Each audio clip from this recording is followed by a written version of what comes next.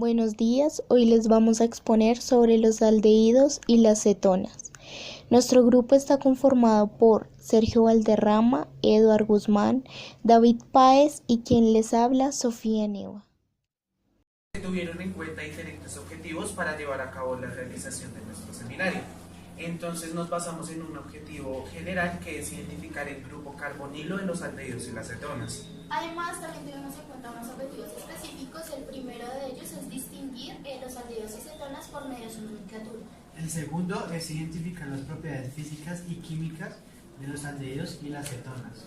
Y por último se tiene que reconocer la aplicación en la industria de los aldehídos y las cetonas, para ser más específico, en la industria farmacéutica.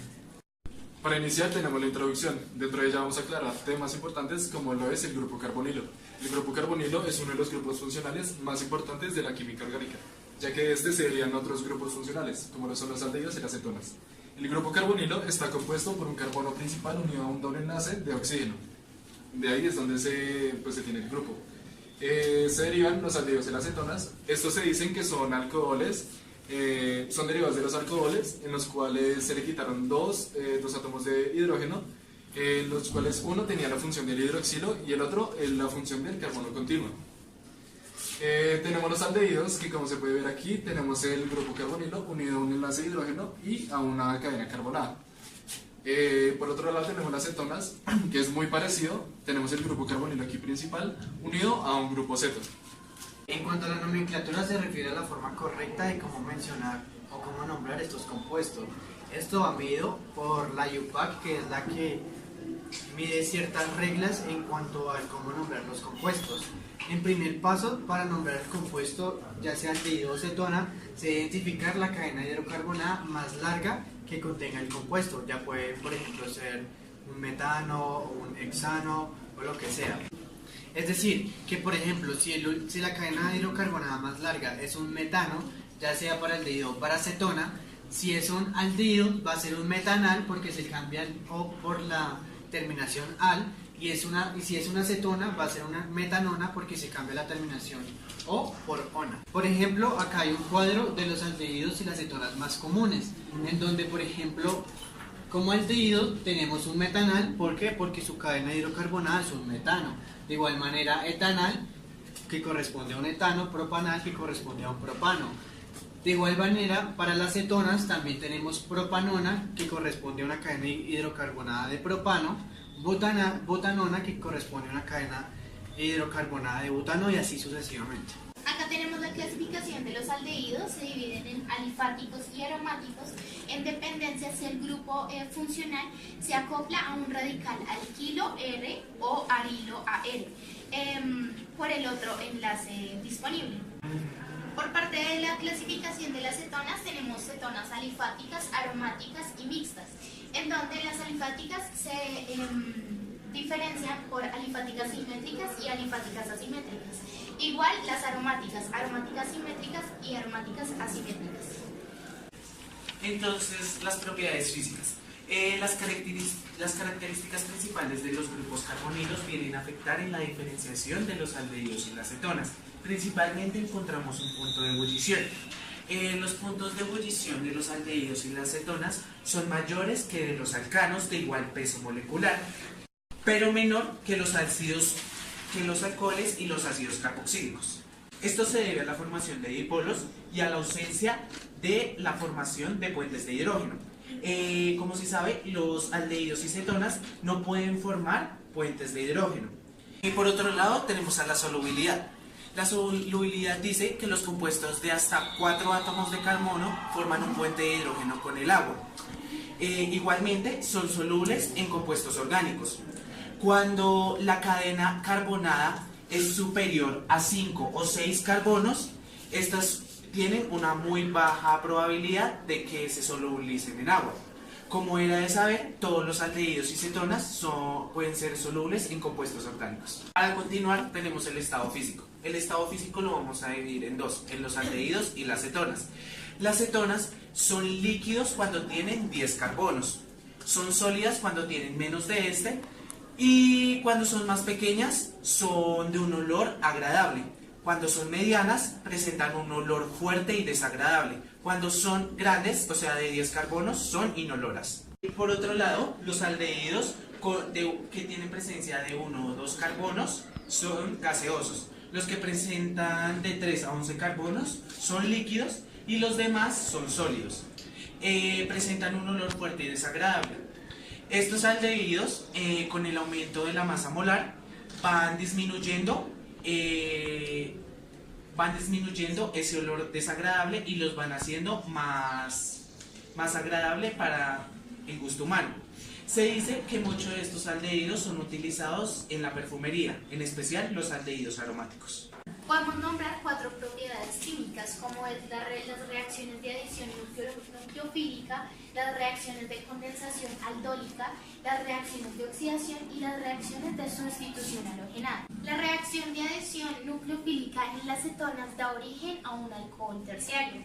También tenemos las reacciones de condensación aldólica, en donde se usan 2 aldehídos o 2 cetonas en una solución de NaOH, hidróxido de sodio, para la formación de un polímero denominado aldol. Los aldehídos y cetonas también pueden dar origen a otros compuestos químicos por medio de las reacciones de sustitución halogenada.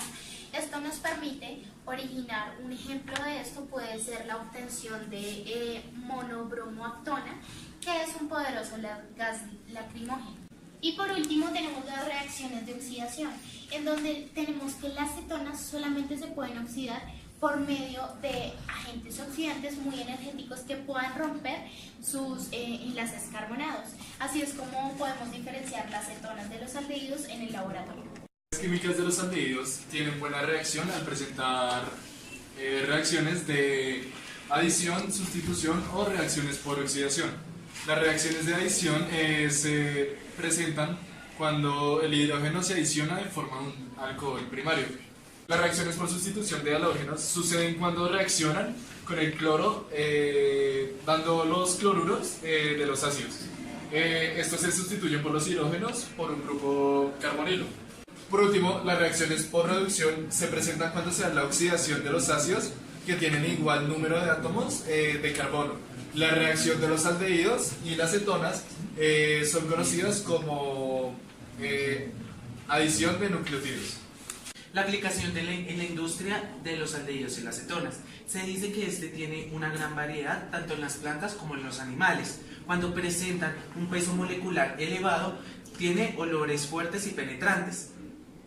Vamos a pasar ahora a ver los usos dentro de los aldehídos y las cetonas. Ahora vamos con los aldehídos. En la industria, los aldehídos más utilizados son los aldehídos aromáticos. En el primero encontramos el benzaldehído, que es conocido como el aceite de almendras amargas. Este es incoloro y presenta un olor agradable. El cinamaldehído es el que le da el olor esencial a la canela. Y la vainillina es el que le da el olor a la vainilla. Este antes se extraía a partir de las plantas terapéuticas. Ahora vamos con las cetonas naturales. Se sabe que las cetonas son utilizadas mayormente en usos medicinales. En la primera que encontramos es el alcanfor. El alcanfor se extrae de forma natural. Este se extrae de la corteza del árbol del alcanfor. Tiene un olor fuerte y penetrante. Este es mayormente conocido en la industria medicinal. Ahora vamos con la beta-ionona. Esta se utiliza en la industria de los perfumes y es extraída en las esencias violetas. Para finalizar tenemos a la muscona, que es obtenida en las glándulas odoríferas de los venados. Esta se encuentra con una estructura de un anillo con 15 carbonos a su alrededor. Cuando el análisis, como ya habíamos dicho, del grupo carbonilo es donde se encuentran los aldehídos y las cetonas, ¿sí? En cuanto a nivel farmacéutico, la importancia del grupo carbonilo radica en su reactividad y su interés sintético.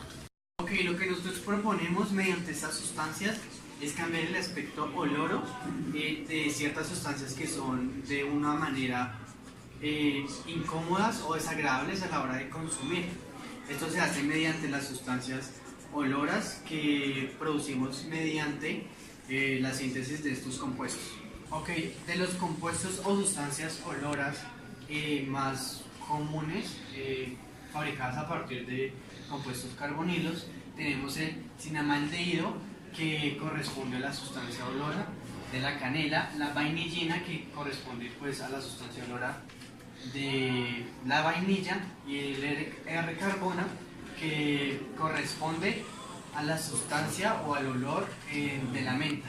En cuanto a fármacos ya certificados, se reconoce el uso de 2 fármacos que sirven para el tratamiento de la hepatitis C, los cuales son el boceprevir y el telaprevir. Estos fármacos son antivirales que hacen parte de la familia de inhibidores de la proteasa. De este modo, reconociendo el uso y la importancia que tienen este tipo de compuestos, ya como sabemos, correspondientes al grupo carbonilo, lo que son los aldehídos y las cetonas, en cuanto a nivel industrial de los fármacos en la industria farmacéutica.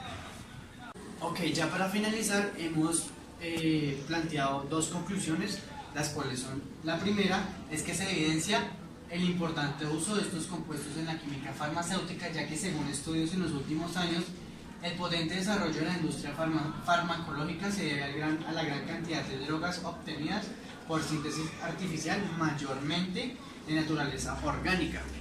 La segunda es que se reconoce la gran importancia y la relación entre fármacos y química orgánica, ya que los fármacos actúan en el organismo a nivel molecular. La unión entre molécula del fármaco y el receptor biológico es el último responsable de la acción curativa. Y pues ya, esto es todo para finalizar. Muchísimas gracias.